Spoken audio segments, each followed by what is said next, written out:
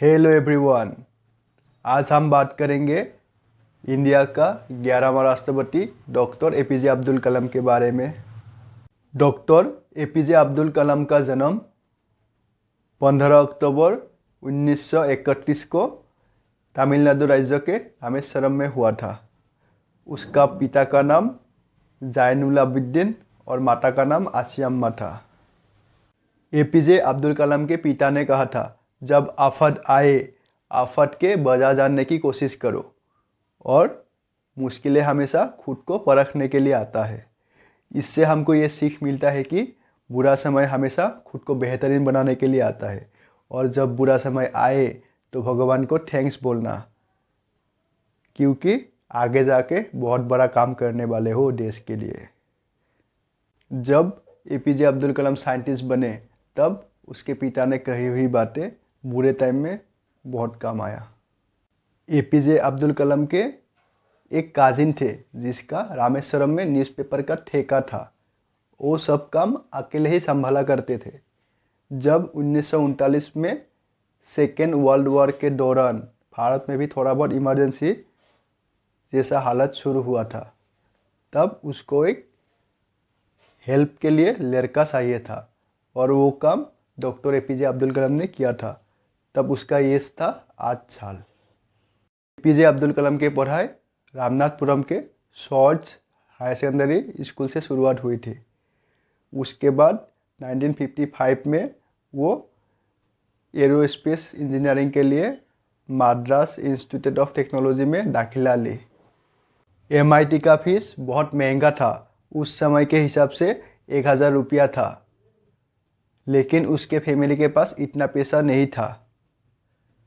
फिर भी उसके सिस्टर ने सोने का कड़ी और सेन बेचकर उस पैसे का इंतज़ाम किया था।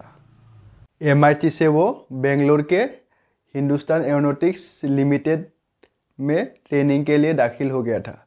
जब वो HAL से एरोनॉटिकल इंजीनियर बन के निकला, जिंदगी ने उसके सामने 2 मौके खड़ा कर दिया था। एक मौका था एयरफोर्स का और दूसरा मिनिस्ट्री ऑफ डिफेंस में director of technical development and production का।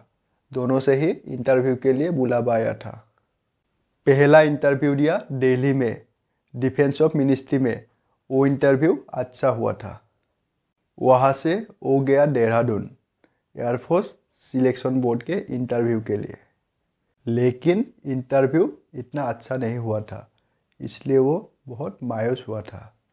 कई दिनों तक अफसोस रहा कि एयरफोर्स में जाने का मौका उसके हाथ से निकल गया। वहाँ से वो ऋषिकेश चला गया। ऋषिकेश में गंगा नदी में स्नान करने के बाद वो शिवानंद आश्रम पहुँच गया।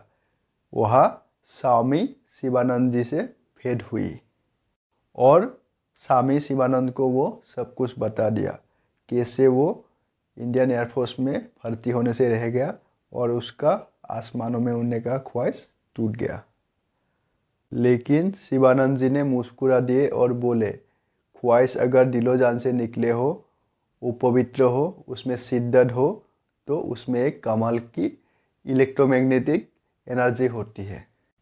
दिमाग जब सोता है, रात के खामोशी में वो एनर्जी बाहर निकल जाता है विश्व ब्रह्मांड में, और सुबह कायनात ब्रह्मांड से सितारों के गति रफ्तार को साथ समेट कर दिमाग में लौट आती है। इसलिए जो सोचते हो वो ज़रूर होगी, लेकिन नियत साफ होना चाहिए और बड़ा सोचना चाहिए। उसके बाद वो दिल्ली लौट आया और मिनिस्ट्री ऑफ डिफेंस में ज्वाइन किया। 3 साल तक वही रहा। फिर एरोनॉटिकल डेवलपमेंट इस्टेब्लिश बेंगलुरु में पोस्टिंग हुआ। वहाँ से शुरुआत हुई दुनिया का महान साइंटिस्ट बनने की कहानी। Republic day 1981 doctor APJ Abdul Kalam को पद्म भूषण अवार्ड से नवाजा गया था और 1990 के रिपब्लिक डे पर पद्म विभूषण अवार्ड से नवाजा गया था। 25 जुलाई 2002 में respected doctor APJ Abdul Kalam Bharat का 11वां राष्ट्रपति बने। वो सबसे पॉपुलर थे और बहुत सिंपल लाइफ जिया करता था।